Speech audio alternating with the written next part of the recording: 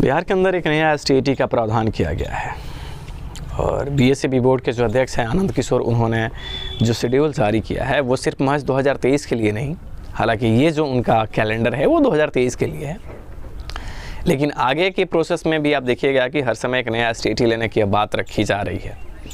और ये जो एसटीईटी 2023 होने वाला है, जो जून तक आई थिंक पूरा कंप्लीट हो जाएगा अकॉर्डिंग टू कैलेंडर। ये एसटीईटी विगत के एसटीईटी हैं तो उससे थोड़ा अलग करने की बीएसईबी बोर्ड की प्लानिंग चल रही है, जिसमें कई ऐसे सारे सब्जेक्ट जोड़े जा रहे हैं जिसके पहले एसटीईटी हुए ही नहीं है। और साथ ही साथ 10+2 में कई सारे सब्जेक्ट के अभी एग्ज़ाम्स नहीं हुए हैं 2019 में, उनकी भी एग्ज़ाम्स लेने की बात कही जा रही है। अब ये जो एग्ज़ाम होने वाला है एसटीईटी, अगर सिर्फ कॉमर्स सब्जेक्ट के एग्ज़ाम्स जो लोग कह रहे हैं, कई सारी संस्था जब आपस में अपनी कमेटी है वैसे लोगों के जो बयान आ रहे हैं कि सिर्फ कॉमर्स सब्जेक्ट का एग्ज़ाम होगा और कॉमर्स सब्जेक्ट का एग्ज़ाम्स होने के बाद ही 7th फेज का नोटिफिकेशन आएगा। ये बातें जो आ रही है ये बातें हो भी सकती है, लेकिन सिर्फ कॉमर्स सब्जेक्ट का एग्ज़ाम की बात जो है वो नहीं है। और भी सब्जेक्ट एग्ज़ाम होने जा रहे हैं एसटीईटी 2023 में, जिसमें एग्रीकल्चर के भी शायद एग्ज़ाम्स जो हैं एजी बीएससी जो करते हैं उनके लिए, फिर आर्ट के लिए वो जो होता है संगीत एरा वगैरह के लिए, वो भी बहुत सारे सब्जेक्ट आई थिंक और जोड़ने की बात इसमें चल रही है।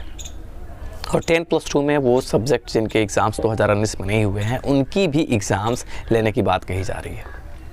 अगर ये बातें हैं सारे सब्जेक्ट के अगर एसटीईटी होते हैं तो इससे 7th फेज़ की जो एसटीईटी 2019 में हुआ, इसमें जो कैंडिडेट्स हैं इन पे प्रभाव नहीं पड़ने जा रहा है। जैसे कि अब आप अखबारों में भी देख रहे हैं, तो 2023 जो एसटीईटी है वो एसटीईटी महज कॉमर्स पे सिमटने नहीं जा रहा।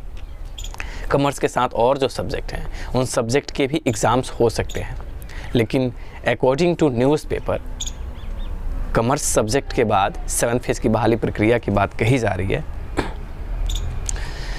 जो चूँकि आप देख रहे हैं कि विगत के दिनों में शिक्षा विभाग ने कई बदलाव की बात रखी है और यहाँ तक कहा जा रहा है कि जो पुरानी गवर्नमेंट थी और नई गवर्नमेंट जब रिफॉर्म हुई है महागठबंधन की ये सरकार, तो ये शिक्षा में बड़े स्तर पे बदलाव की तरफ आगे बढ़ रही है। तो ये बदलाव आपके एग्ज़ाम से लेकर के प्रोसेस तक होने जा रहा है। और ये प्रोसेस में अब ये चीज़ तो साफ़ हो गया है कि जो एसटीईटी एग्ज़ाम्स होंगे, पात्रता परीक्षा, ये हर साल बीएसईबी बोर्ड कंडक्ट करेगी।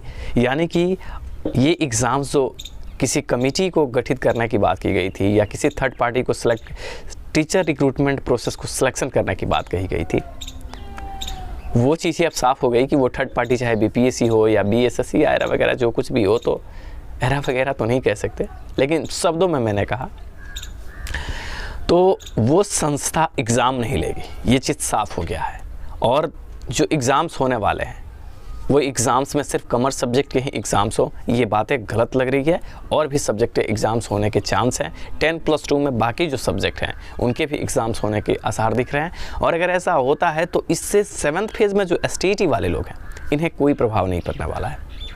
2011 और 2019 के तमाम सम्मिलित लोग हैं, इनके लिए टीचर रिक्रूटमेंट प्रोसेस जो है वो पैरेलल चलेगी। अब इसमें कितना टाइम लगता है वो अलग की बात है, लेकिन सिर्फ कॉमर्स सब्जेक्ट के एग्ज़ाम्स अगर होते हैं तो सरकार डिले करने की प्रयास करेगी, जो आई थिंक हम लोग कल भी बात किए थे। लेकिन ये दिमाग में रखिए कि सिर्फ कॉमर्स सब्जेक्ट की बात नहीं चल रही है। हाँ, कॉमर्स सब्जेक्ट अगर सरकार को लेना है हाई कोर्ट के आदेश के अनुसार, तो सरकार उस चीज़ को हाई कोर्ट के आदेश पे सिर्फ कॉमर्स सब्जेक्ट का एग्ज़ाम लेगी और बहाली थोड़ा डिले करेगी। जो जून तक की बात हो रही है ये बातें तार्किक हो सकती है अगर कॉमर्स सब्जेक्ट एग्ज़ाम्स होते हैं सिर्फ तो, लेकिन संभावनाएं हैं कि चूँकि 10+2 में भी बाकी चूँकि गवर्नमेंट कह रही है कि हमें शिक्षक नहीं मिल रहे हैं, तो उनके लिए वो स्टेट करने की तो बात करेगी ही। 9-10 में भी कुछ अलग अलग सब्जेक्ट का बात कहा जा रहा है, उसके लिए भी उन सब्जेक्ट का एग्ज़ाम्स हो सकता है।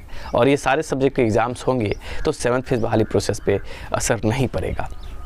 लेकिन चूँकि जिस तरीके से सरकार के अलग अलग स्टेटमेंट नए नए दाव पेच में कुछ भी क्लियर स्टैंड नहीं बता पा रही है, तो उस प्रकार आप भी अपने तरीके से सरकार के किसी बात को 100% श्योर ना माने, और श्योरिटी जब नहीं है तो एक प्रोटेस्ट बनता है।